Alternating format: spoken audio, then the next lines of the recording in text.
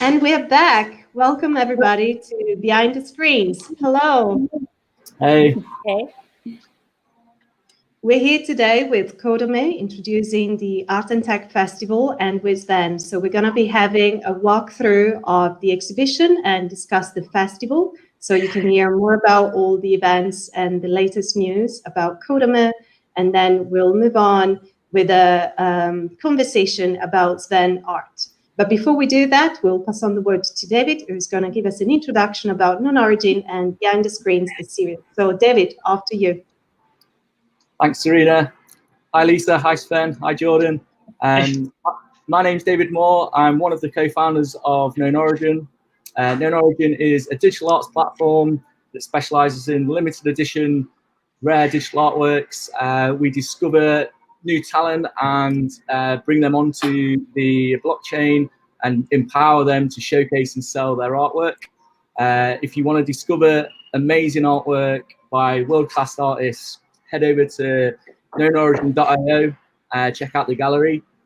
We also do a thing called Behind the Screens, which is an opportunity for people to meet the artists, see how they produce their work, see what other projects they've got going on.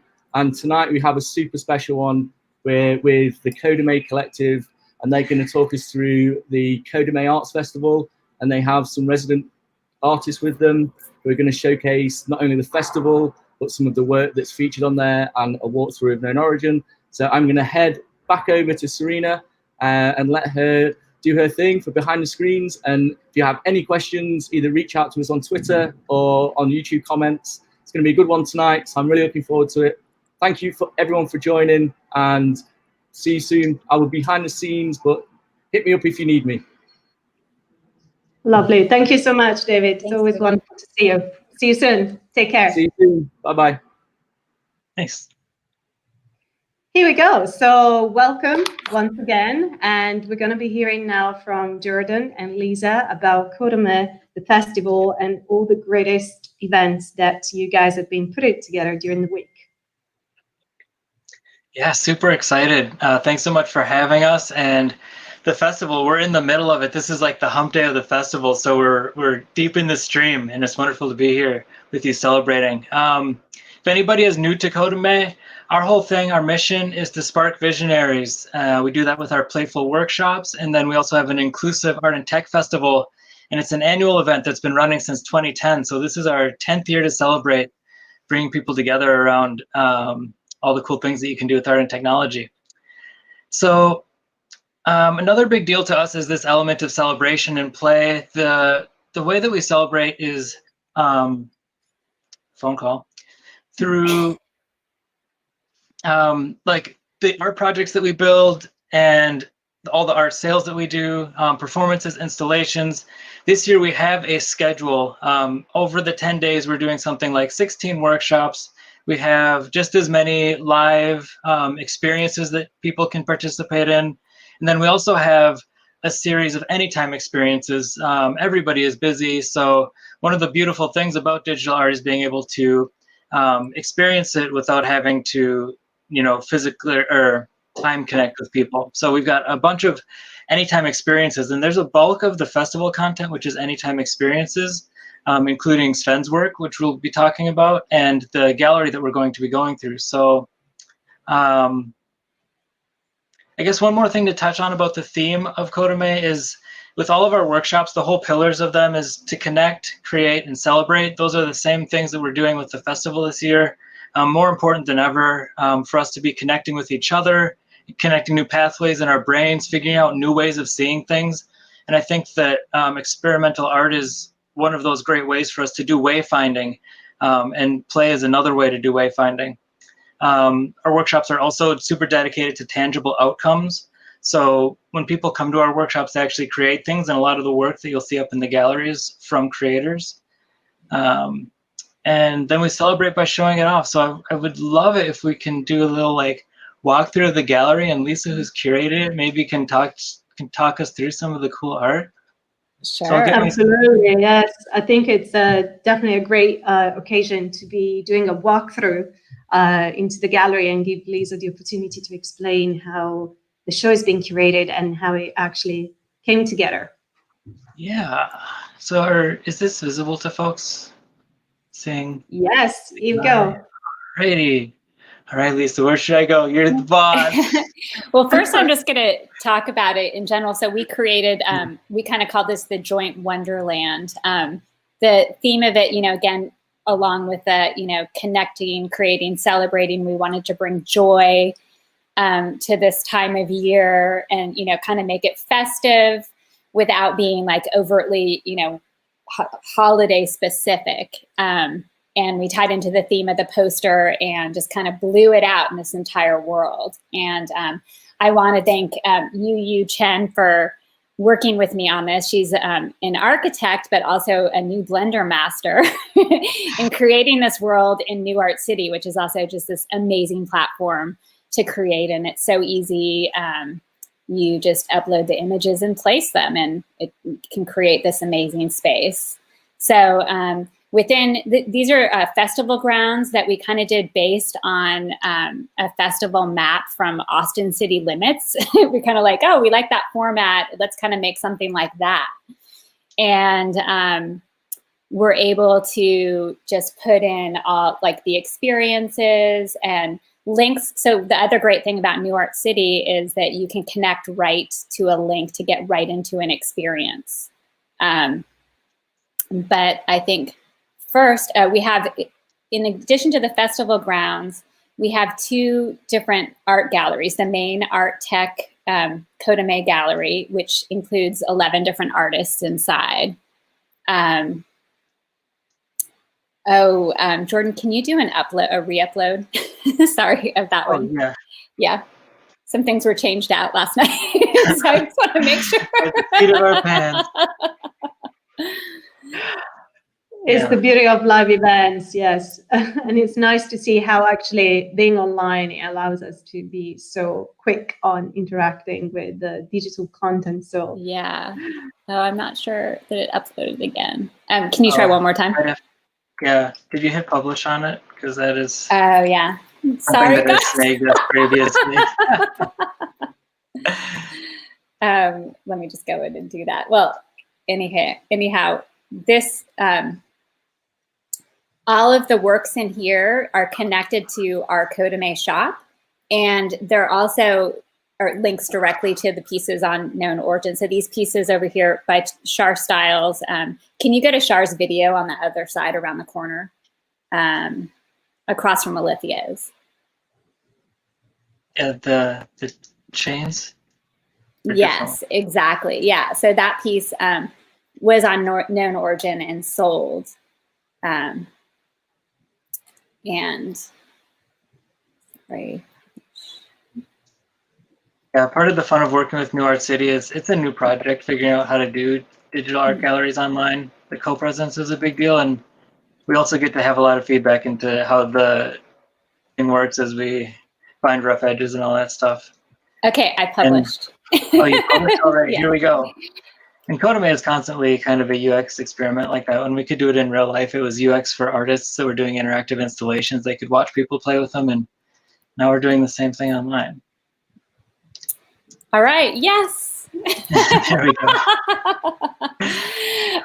Because I wanted to upload, so one of our new KnownOrigin artists is Manu Lech, and these are her pieces right here. And it's a series. These are the first two in the series, and it's called Greed, Fist of Bills. And you can see she uses a point cloud technique, and let's see. Yeah, you can see the detail. It's just really amazing in that. And then if you turn, actually, sorry, Jordan, to the back wall, like turn around. This is so funny having it to the left, sorry. Okay. This is the new way of navigating. Manu in the corner. Oh yeah, Manu. Yeah, Manu. There we go. Okay, yeah, and those are three more of her pieces. Disturbance of the coronavirus. Wow. and the spell I'm under. So yeah, please go check out her gallery. If you go into our gallery, these will link directly to her KnownOrigin gallery. Mm-hmm. You're able to just click on any piece in North City and then go off to the. And for how long is the exhibition going to stay open? For the gallery, our regular gallery, this is going to be constantly updated over time. So this is like an evergreen space that we'll be doing new showings in. For the festival, we'll keep it up for some period of time. We're not sure exactly how long, but at least through the holiday season. Wonderful. So everybody can come and see the actual show in their own time as well. Yep. And then nice. Yeah. Should we go into Erica's gallery now? Yeah, let's do that. Oops, Okay. I didn't warp out. I thought I warped out for a second. I really love this setting. It's so surreal, and the space, it feels like visiting an actual, gallery space, but in a virtual way. I don't know. It's like floating in space, seeing art. It's so cool because the whole experience is for the artwork and showcasing it. And so she has 10 pieces in here that she just tokenized, all 10 on KnownOrigin. So they're all available. Editions of 5. They're going fast. So grab them. And she's been working, I think, Jordan, I think you might know the history of Erica, but I believe she met up with Dawn in so she's through KnownOrigin, and then artist, and does a lot of After Effects work. Yeah, and anyhow, so she creates a GIF a day, sorry, for you to check out on all of her social media. So she's at Erica of Anderson. Every day. Wow. Every day she posts something new. It's really amazing. So this is her first show that she's done, and it's also the first time she's tokenized any art. So, wow! Congratulations! Amazing. That sounds like it's really beautiful. I love that the art seems like popping up from the screen and really like reaching out to you. That's really interesting. Great environment design. Yeah. And do you know what inspired the artist to create these work, or how those were created? It's all After Effects. So she does a lot of After Effects work, and these ones all fit together really well. They don't all have this exact vibe, but she did a great job of curating these for her launch on New Art City. Really strong theme in the show. Super serene. Ultra chill. Yes. Yeah, and she basically created the show. She said that, we're all stuck in quarantine and we can't leave our homes, but what if there was a place that's beyond ourselves, a purely digital realm that we can all go to, be in the presence of interdimensional creatures, and briefly see outside our current surroundings. So it's kind of an escape. But yeah, there. Wonderful, yes. Just look at it. Really, really nice. Yeah, just beautiful. So this is a separate gallery from the same gallery, or how I got lost on how so can you tell me again? Inside of the festival grounds, there's actually ways that you can visit other galleries. So New Art City, everything can be linked with these hypercubes, and if you visit a hypercube, you'll be warped over to Erica's gallery. Or if we go to my gallery, it'll warp us to that other gallery. So you can stay inside of New Art City and visit other people's galleries that you've linked to. And if they link back to you, then everybody can move around in circles. Web rings. It's all connected. It's all connected. Yeah. I love that. Then we made a Minecraft gallery too. You can go check out our Minecraft art gallery. Yeah, and there's also going to be a workshop for creating your own Minecraft art gallery on Sunday. So. And yes, I was going to ask you, what's the program for this upcoming weekend if anybody wanted to join the festival and attend some of the workshops? Where can they find it? definitely best just to hit kodame.com, and everything is listed there for the upcoming dates, all the workshops and live events and the anytime experiences. That's the best place to look. Mm-hmm. And we've also got a pretty active Discord. People who take our workshops come through the Discord, so it's a vibrant community of creators, people that are just excited about sharing works in progress, a lot of feedback happening. There's like a critique session that we do once a month as well. And we post the daily schedule in there too, and make sure that everybody knows what's going on, because it's a lot to look at. How many workshops do you have per day, or how have you been putting the festival together? No more than 2 workshops a day, just to try and keep things sane. And I think that that's already beyond people's appetites. There's only so much that you can learn, but we do keep the workshops really focused on just kind of like coming together, having some fun, creating something. So it's not like anybody's coming expecting to like totally level up their Blender skills to like be a master or something like that. It's more about, hey, that's something that I've always been interested in, but I've never taken the first step with. Why don't we go try it out and see what happens? Mm-hmm. So that's kind of the vibe of our workshops. Yeah, and I think it's such a wonderful way to connect with one another and get new friends in the metaverse. Because why not? Exactly. Yeah, Lisa, was there anything else in the festival grounds that you wanted to share? Well, I mean, just in general, I think everyone should go and explore. There's links everywhere to go check out things. And like this right here is the Secrets Exchange. It's a crypto art generator. You share a secret and you get a secret back, and then it generates a piece of art, and you can choose to tokenize it or not with your wallet connected. So it's really cool and different experiences like hidden throughout. Wow, that's really fascinating. We go behind the Secrets Exchange. Oh. No, I need to publish. I didn't put anything there yet, but there's things in rocks. Jordan likes to hide things. Easter egg hunt.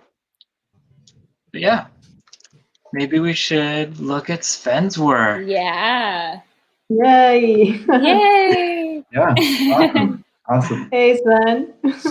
So you've been working on quite a few interesting pieces that I'll be delighted to discuss with you in a moment. But can you tell us, first of all, how it feels to you to see your works in this environment? It's very nice. It's very nice. I think the Kodame team built like a super cool space for artists to show their works, and especially for digital artists, it's been sort of like a finding of a perfect space to show art and also to collect art, and like what can digital art be like, what can it mean to the people who create it and who own it. Like so far people just have been posting their stuff on Instagram, like feeding the beast, just social media, and now we have those spaces where we can show the art, and it just creates a very different experience. And now, yeah, I think it's very helpful. And now I think the next iteration will be also, that's what I try to achieve with the works we're talking about tonight, is to create some linkage between the digital world and the real world. And now when we look at those carbon works, you actually have like 1,200 tons of carbon dioxide from the real world packed into NFTs, which now can be in a digital gallery. So technically it could be seen as like it is not a purely digital item at this point anymore. It is actually some like digital representation of something that lives in the real world. So I think that is pretty interesting, and we couldn't create those experiments and those sort of like new artistic expressions without those like galleries. And right now I believe it's really the first iteration of digital galleries we're seeing, and at some point they're going to look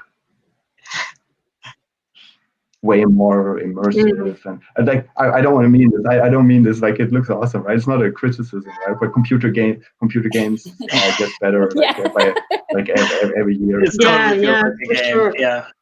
It does, yeah. But it's like the same experience than a computer game, and people love computer games, so people will love digital galleries. It's just a different. It's just a great art experience in a digital context, which I think is phenomenal and gives a great stage for digital artists. Yeah, absolutely. I think it's a new dimension. It's a way of looking at art from a slightly different perspective. I think everyone is getting more and more used to the fact that we are living in a virtual dimension, which doesn't feel so virtual anymore. It actually feels like part of our daily life. And I think these past months have really taught us to become more familiar with what is digital, and making it part of our, routine in a way. So art has definitely become more accessible, I suppose. Does it feel the same for you, Lisa or Jordan? Do you think that accessibility in art has been improved over the past few months? One of the things we've definitely seen is globalization of our audience. We've always had kind of an international audience. The first festival happened because we had just a ton of friends coming into town for a conference from all over the world, and they were all doing amazing things, and we wanted a place to showcase that, and that wasn't happening at the conference. So we've always had kind of an international community, but it's shown up in a way that it hasn't been able to before. And the feedback that we've gotten is that even after quarantine, people are hoping that we continue to do digital programming, because where they're at, they might not have access to that. It's basically what we're hearing. So I think that it has been a growing pain for everybody to kind of get more familiar with digital existence, but it's also offered a new opportunity. And as we move into a world again where we don't have to be stuck on screens all the time, I think that we'll find that those skills that we developed for being able to communicate when all we had was screens will still be useful, and it will be used when it's appropriate. So it'll just be another way of staying in touch amongst all the other ways, and it's just something that we've all gotten better at out of necessity. Yeah, 100%. I agree with you. Yes. But I also love the creation of these spaces that have, kind of, there are more and more of them that have popped up, just because you can interact with the art in so many different ways too. I don't know, rather than just going in somewhere and seeing something on a wall, there's just so many other things you can do. So I just wanted to make that comment too. Totally. Yes, of course. Yeah. I would be delighted now to discuss with Sven more about the creation of the work, because I know he has so much to tell us about how he has included crypto art in the actual creation of the work. And I love this concept that you touched upon earlier on about including physical into digital, and how this has been kind of embedded within the work itself. So can you tell us about that process a bit more? Of course. Firstly, I would start off just by explaining myself a bit. Like, I really consider myself to be a digital artist. Like, I not try to create works to be in galleries. Like, I really want. When I do work, I'm thinking of screen first. Like, how would this perceive like in a digital context, and how can I use those digital tools now, especially crypto is providing? How can we use those tools to become part of the artistic expression? So, and one thing I always thought is very compelling was the idea to take things and items and like values from the real world, transfer them into a digital world, and then ideally, even what's now possible, connect them to a token which has its unique identity and can be transferred amongst other people. And now, of course, like one hot topic lately, and I think is something more people should talk about, is the environmental impact of blockchains. Like every Ethereum transaction currently uses, like, it's not entirely like certain, that number, because there are like different ways how you can calculate it, but it's about like 15 to 20 kilogram CO2 per Ethereum transaction. One important thing to state as well, like I still think that Ethereum provides, or generally blockchain provides, more good than bad, but still that's not an excuse not to think about it and just have this like CO2 complex like on the radar and like observe how it's developing, and maybe even use the technology now blockchains provide to find like creative solutions to do something against it, or like against the whole climate crisis and against like CO2 emissions. So I had this idea, like, why not buy a bunch of carbon offset credits, like just the same, like when you take an international flight and you want to offset carbon for it, you can purchase those tonnages that have been associated to your flight, and that money will go to reforestation projects or renewable energy projects who can issue those carbon credits. You can purchase them and technically allocate money to a more sustainable future. And I was thinking, why not purchasing many of them, attach them to an NFT, and have that NFT auctioned for just the pure cost of the carbon? So I've been tinkering with this idea, and I've been talking to some people who were familiar with both the crypto space and the carbon market space, like namely Offsetra. Like they've been instrumental in helping me with executing this whole structure. And I've been talking to them. They've been like super open to the idea. They loved it, and they, like I said, they understood crypto already, so they were like super open to it. So that's how it all started. Then, like, firstly, I've been thinking like, what would be a good amount to really like prove this concept, and I thought like 1,000 tons would be a good amount. That is approximately like of an average American citizen, that would be equal to 40 years of living a normal lifestyle, like flying twice a year, driving a mid-sized sedan, etc. Then 40 years just by doing this, you will emit 1,000 tons of carbon dioxide. So I thought, this is exactly the amount I'm going to purchase. I want to link it to an NFT. So the NFT is like the beneficial owner, the official like owner of that carbon. I'm going to put it on the blockchain, like technically put that CO2 on the blockchain, and auction it for 15 Ethereum, which at that point was exactly the price of that of that carbon, like the price of the carbon. And to my big surprise, it sold within like 3 hours, and a lot of people were talking about it and like thought the idea is like very valuable. And I was thinking, oh wow, that's nice. So I mean, I'm not earning any money with this, so I'm just facilitating it. I'm creating like a work, buy the carbon, attach it, put it on the blockchain, auction it.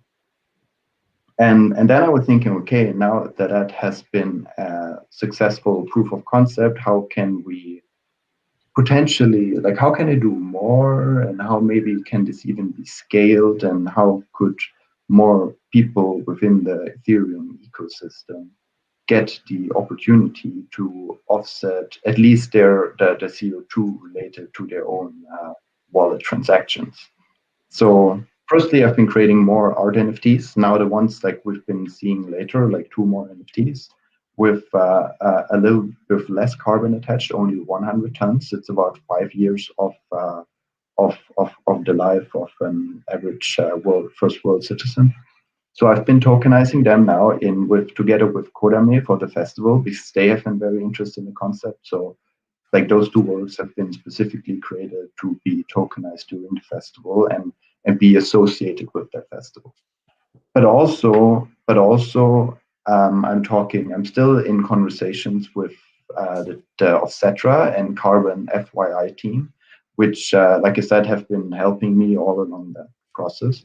And now we're thinking maybe even create a a little platform, like they already have like Carbon FYI, where you can enter your ETH address, you connect your wallet, and you see exactly the ETH transact data, the CO2 emissions that have been associated to your Ethereum wallet, and you can offset them right away on that platform. So now I've been thinking maybe that could be incentivized with art NFTs. So you would gather a couple of digital artists in the space, and like here's somebody asking like how like I was anyone gonna. do the same? That's exactly the idea. Like we wanna connect with more artists in the space. They would donate their works to the platform, and then you have to offset your carbon in order to mint one of their NFTs. So there would be an incentive to offset your carbon, because right now it is like you can do it, but there's not really an incentive. But I hope that artists can create, or like can donate their works to create that incentive for people offsetting CO2. So that's been the whole idea behind it. It's fairly technical, and I'm really happy to go into those technical details. We can do it here, but also people always can reach out on Twitter and ask me about it. And if people want to imitate it, copy like that concept, I would love to. And I'm like, everybody can reach out, and I'm happy to guide them to the right people. That's the idea, yeah. That's wonderful. Yes, I think it's so important that you're sharing this concept with everybody and give the opportunity to others to actually get involved and get other artists aware about the issues we have within the environment, and the fact that, of course, the Ethereum blockchain has been facilitating all of this for us, but we shouldn't forget that it's actually, using, consumption of energy that is also producing part of the global warming. So it does represent, something we should all be mindful about. So I think that's kind of like the double side of the coin. But I was very interested to know what really moved you to create such a piece. But perhaps before we do that, I just wanted to give the word back to Jordan and Lisa and tell us how everybody can join the festival, and maybe we can continue the conversation and look at some of your works as well, a bit more in details. If that's okay with you, Lisa and Jordan. I just want to remind everyone how they can join up the festival and follow up with the news. Yeah, so of course, follow on Twitter, CODAME, right there on the scroller, and go to the .com. If you grab a festival pass, all of the profit is split with the artists. We're around to support the artists, so do what you can or donate what you can. And yeah, most of all, your presence is super appreciated. So if you're excited about this stuff, come through. We'll find a way to make it work. That's the most important thing, is to get to make cool stuff together. And yeah, the carbon offset project is just so fascinating to me. I'm a cyclist, and something that I've been torn about with the crypto ecosystem is the environmental impact, and it's sometimes hard to find clear information on these things. So I really appreciate that Sven is putting the limelight on this, and not only just saying, well, this is a problem, but offering some interesting solutions and ways to address it. So really great work. Thank you so much, Sven. Yeah, sure. Yes. And that's really the idea. Like my whole mission with this is not to point the fingers at, like generally like Ethereum and S1. I don't want to say it's something bad, right? I'd rather try to use the blockchain technology, which I really love, to offer a solution that could potentially be contribute for Ethereum to be a net positive.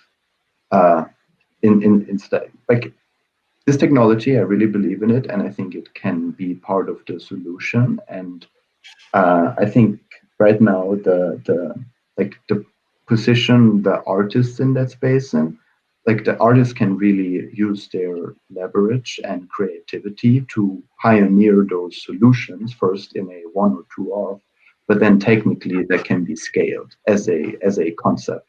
So that is really my idea with it. Mm-hmm. Not criticizing, rather finding solutions to the problem. Mm-hmm. And may I ask, what's your plan on outreaching to others and getting them involved Have you thought about that? Well, yes, like first of all, a lot of people have reached out to me already, which I was like super excited about, and I've been kind of replying to everybody and connecting the artists to the carbon guys and the carbon guys to the artists. So there was this so I've been, just by communicating myself, I could already reach like a couple of people, but in a medium to longer term, we're thinking about building a platform where you can mint where artists can donate works, and hopefully they will find it themselves and want to donate one, and then people can offset their own CO2 wallet, the CO2 related to their wallets, and then mint one of those rare art NFTs. So then that could be infinitely scalable, as long as there are like artists willing to contribute and collectors who want to offset CO2 and want the art. So that's one thing. Now I've been working on another project, which is also in the presentation, which we can talk about later, where we created it's called Zero Alpha. I co-developed it with a team from Austria. And the idea there is that you have always on sale artworks. So the artwork can never be, it can be bought, but once you buy it, you need to set a price to which you'll be willing to sell it again. You have to. And then it's always on sale for that price. You, as the current owner, defined it. And then you need to pay 5% per annum tax on the price you sell. So it's called it's a principle of Harburger tax. And it's trying to establish efficient markets for just goods that are, for all the goods that are on the market. Technically everything is always for sale, and the current owner has to pay 5% of the price he defined to pay to own it. And now, on the platform we created, that money is split between a nonprofit and the artist. So automatically, once the artwork is owned, the money that has to be paid in those taxes directly goes to a nonprofit. That is, it has to be the only limit we have for the nonprofit. It has to be verified to support one of the United Nations Sustainable Development Goals. So then you can, as an artist, name that nonprofit, and the money will go there. And that is also a platform. It's again a platform idea.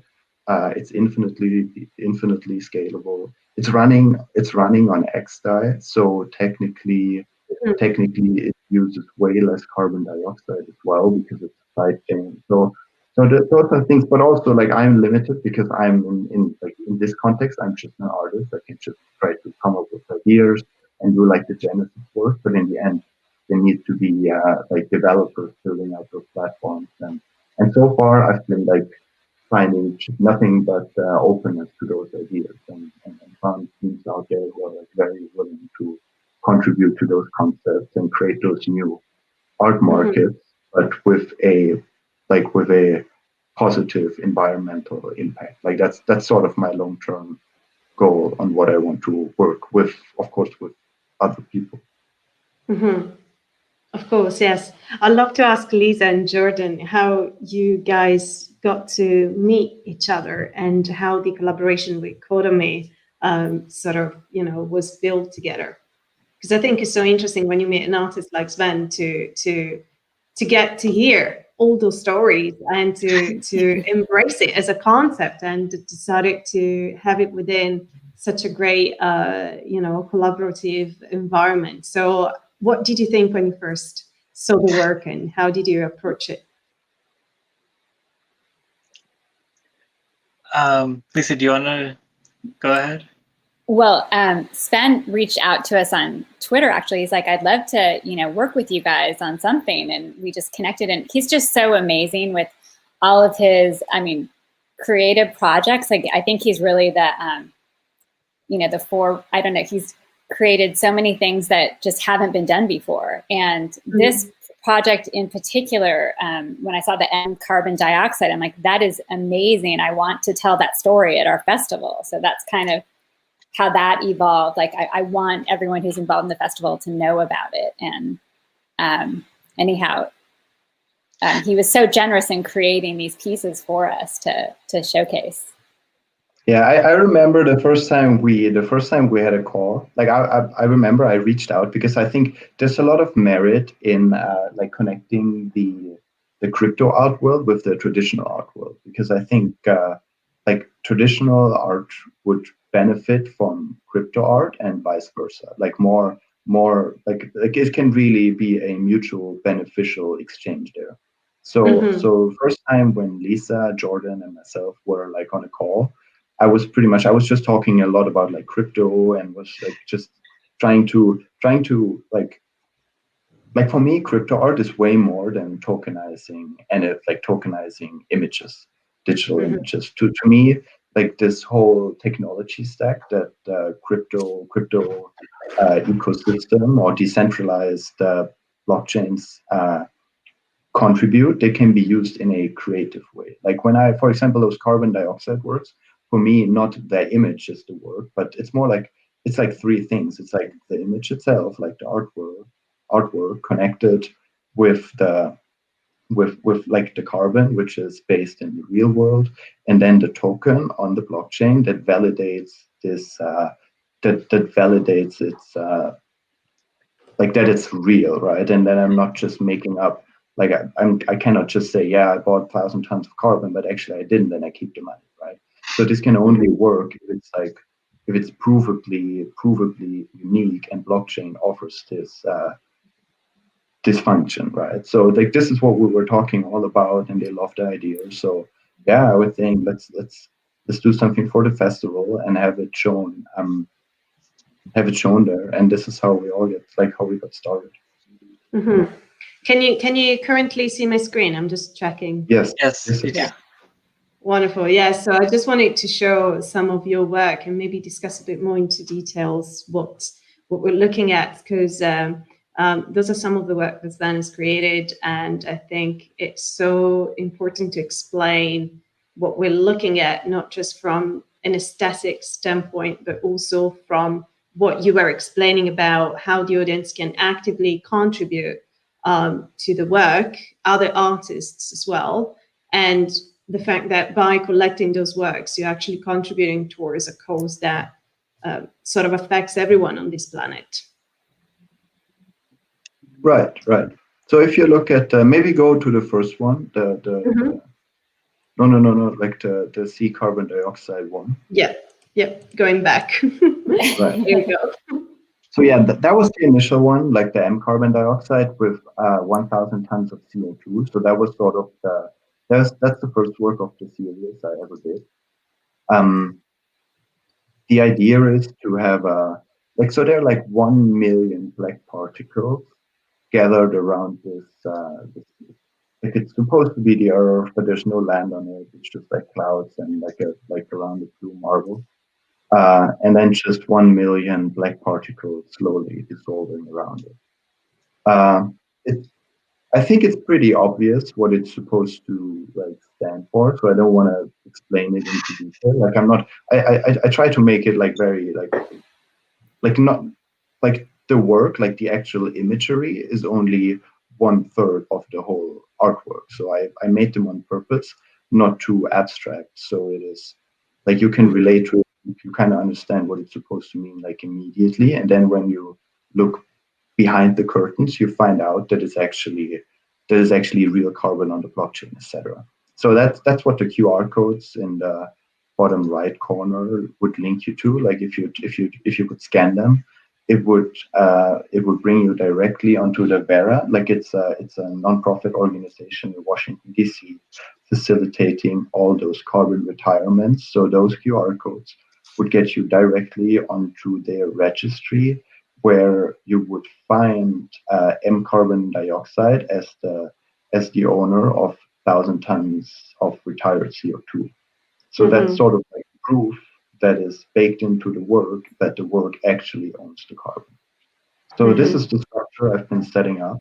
And then if you go to the next work, like that was 1,000 tons. Now this is the Kodame one with 100 tons. It's, of course, like you can see again, it's like ice. again, the QR code just in this like glitchy environment. I was gonna try right now to do it. Yeah, you can do it. Exactly. Here we go. So let's see. And now if you check it out, you will be on the Vera registry, and you can, like, if you go all the way to the back, you can see like exactly where the carbon went. Like this carbon in particular was, I believe, in Belize. No, oh, I don't know if you can see on my camera here. I cannot see it myself. It's it's on my phone. Is mine better? That's kind of better, right? Yeah. I mean, point being is it works, right? So Yeah. Oh, yes. Directly to the carbon, you can see the exact project where the money went to. In this case, it's a forestry protection and reforestation project in, I believe, Belize. So they now got, like, this one sold for 1.2 Ethereum. So they're now getting exactly that dollar amount. And will protect rainforest, regrow it, and of course, therefore issue those carbon credits, which then have been retired. So that's the whole structure behind it, and this is all really enabled by blockchain technology. Otherwise, this would not work. And therefore, again, of course, like an Ethereum transaction does cost some carbon, but if you use it for a powerful you can use this as a very powerful tool to facilitate transactions exactly like those, which then wouldn't be possible without Ethereum. So yeah, this is really like my point. I want to use this whole NFT technology stack to pioneer new art forms. And what does an NFT mean? What does the token mean? Like, this can all be creatively defined by artists.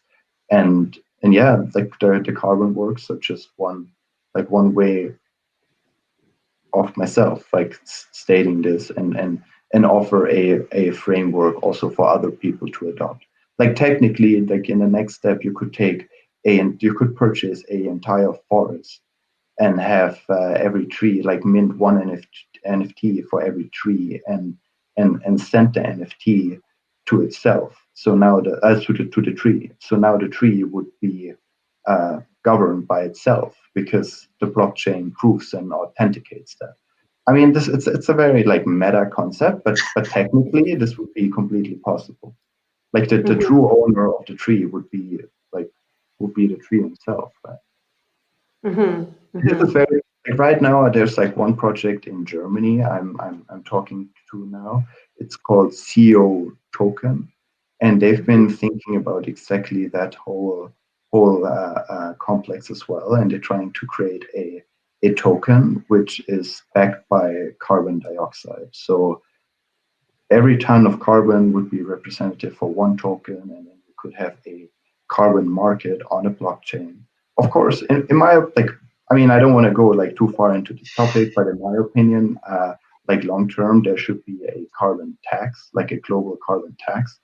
And right now, all those carbon markets, they're like voluntarily, and a lot of big nations do not partake in this carbon market. But eventually, I hope it will be a global carbon tax, and works like these, I believe, I hope, can pioneer some of these like early baby steps of exactly that concept. Yeah.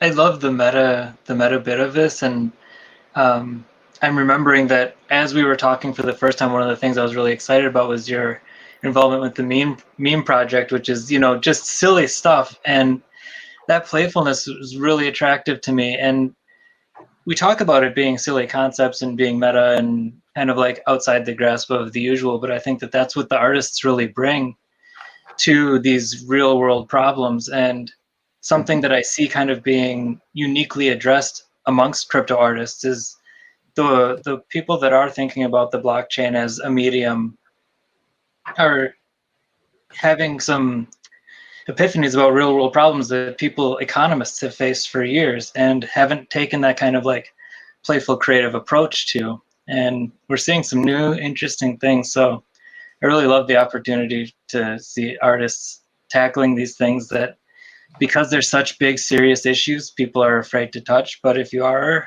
willing to play with them a little bit, you can come up with some interesting stuff like tree zoning themselves. So Yeah, love it. yeah. Love it so much. Yeah, but it's totally possible. It's totally possible. And this is, like I said, I believe we're in the first innings of a world where everything will be tokenized, and then of course having like forests own themselves, etc. Like could be totally possible, and I think also like a potential reality. Like I hope this is going to be a reality in the future, but of course we don't know. Mm-hmm. Absolutely. I would love to take a step back then and ask you, what really moved you to create such work? Because I know you also had, some previous creations that you've made, but I wanted to know what the transition has been. Because you're such a young artist, you've also traveled and experienced like living across Europe and the US. And I think it's so important to share that personal experience as well. So if you can tell us a bit more about your story and how you approached this subject and decided to go on and take on such a series of work and include others within your project. Sure. Yeah, I mean, I think as a digital artist, like the one thing that has been always on my mind first was like the internet, right? So how can I use creative inspiration I get like from being online and seeing all the memes and sort of like take that whole ecosystem and somehow create art from this. And this is what I've been like, what I'm still doing. I still love memes and creating memes and all that stuff, right? So this is like definitely nothing I want to stop doing. But also I wanted to find a way to do something that is just a bit more rooted like in the real world, and also like do something that people who are not like necessarily super into memes can relate with, and share and showcase that power blockchains have, and use it actually as a force of good, right? Like do something productive with it. So that was my approach, at least. But of course, I mean, it's always the thing like how the internet works, right? If you do memes, like more people are gonna like it, and also I think there's a lot of like relevance in memes, and I think it's this whole new language that young people established online, and I love it. And I think memes have a huge importance in our like current like zeitgeist. So still, you can even like this like pineapple, like the whole like meme. I was gonna show it. Can I show it on screen for everyone? There's also this like on the surface, this looks like a big joke, right? But if you actually dive deeper into it, can you see my screen? Just checking with you. Yeah. Yeah. If you dive deeper into this whole like meme project, you again will find like brilliant engineering and a lot of like people really caring about like the world as a whole, and try to, like, it's not obvious on the surface, but if you actually go into the chat groups, you find like a lot of like very engaged people. Also, like this one. So the whole thing that meme pioneered was yield farming for NFTs. Like yield farming was like a huge thing again in the crypto world this summer, where there were like so many projects where people could stake their tokens and get some token. Like might be worthless, might be not. It was just this whole like craze, like in the internet this summer, fueled by FOMO and like young people who got like their stimmy checks, right? Like it's just insane. And then meme thought, okay, like how about NFT farming, and we create like art NFTs. People stake their memes, and you can redeem like single editions. And that's again like a whole new concept that has like nobody ever done before, and super interesting to explore. And again, like from all the proceeds, those auctions. So I was the first artist on this project. and together with the team, we decided to take some of the benefits from the auctions and donate it directly. So always, I think, like I'm not entirely sure, but 10 or 20% of the proceeds of the auction is going directly to some nonprofit chosen by the artist and the team. And now this became a rule on the platform, like no artist has not donated at least 10%. So again, you can have fun on the internet and do like crazy pineapple chips and really go crazy. But actually, if you look a bit like under the curtain, you will find like super clever engineering and good intentions and so that's the whole idea, right? And also like this the pineapple Ponzi and the whole meme project was actually the project leading me to the carbon works. Like as silly as that sounds, right? But like the first time, like this was the first time.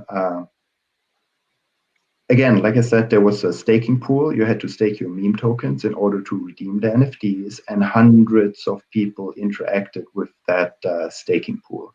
So all of a sudden, I had hundreds of Ethereum transactions related to something I did on the blockchain. Like I was like, okay, I created those works.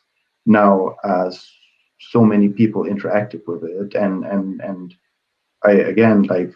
I talked with Offsetra, and they created a new mechanism to audit Ethereum contract addresses for CO2, not only wallets.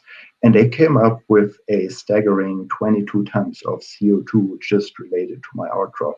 And I was thinking, oh wow, like that's insane, right? 22 tons of CO2.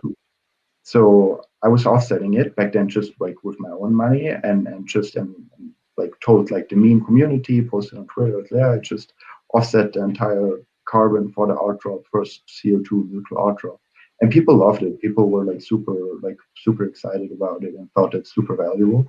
And this then like brought me on the tangent of creating those carbon works with a bit more serious tone. Then I thought, if I do those carbon works, and I want to be a bit more educational for a more general audience, and not just sort of like the DeFi degens, right? I should have a bit more serious tone for the works, and that's why that's how I came up with these. I think it's such an interesting journey. So I'm just showing again those latest works of yours, and remind everyone that those are available on the KnownOrigin platform as well, and you can check out the exhibition on the KnownOrigin virtual show. Because I think it's so important as well to see this within an environment where you can actually stand up quite close to the work and have a, really have an experience and build that connection between you as a virtual self and the actual work. I really wanted to thank you, Sven and Lisa and Jordan, for sharing with us such a wonderful, program and talking about these work. Because I think it's such an important cause that everybody should be definitely more aware and mindful about the fact that not just blockchain technology, but the environment is actually having an impact on our everyday life, and how we can contribute to the tech and also to the way we use it is so important in the way the future will probably unfold. So I think it's great to be sharing these kind of thoughts. Yeah, no, likewise. I think it's great to have this also for artists to have the opportunity to speak about their works in a more kind of like, more public forum and explain a bit of the context. And yeah, I think it's very valuable, and happy to be here. Thanks for the opportunity. Yeah, thank you so much, Serena. This is amazing. Thank you, guys. Well, it's a wonderful show, so I just want to remind everybody how they can go and see it and join the festival during the week and the weekend. So many different workshops and things that you can do and explore throughout the program at KnownOrigin. And thank once again KnownOrigin and MoCDA for putting the Beyond the Screen series together. And thank you, Sven, for joining us today for this talk. It's been very great. Thank you so much for sharing with us all this useful information. And I hope everyone who wants to reach out on Twitter or with our platforms, please do, because we believe in the power of communities. I personally do. So I would love to share that with everybody and say, you know, feel free to learn more about what we've talked tonight. And if you're willing to give it a go, then definitely reach out to Lisa and Jordan and Sven as well to learn more about his project. Absolutely. Perfect. Yeah. Thank you so much. Thank you all. Thank you. Cool. Can you, Jordan and Lisa, remind us where we can head up for the festival and see the show? I can get the links up, but yeah. Yep. Codame.com, Codame on Twitter, CODAME. And you can say it however you like. It's intentionally ambiguous. That's wonderful. Thank you, everybody, for showing us love and joining us today. It's been wonderful. Thank you. Thanks. Once Thank you. again, thank you.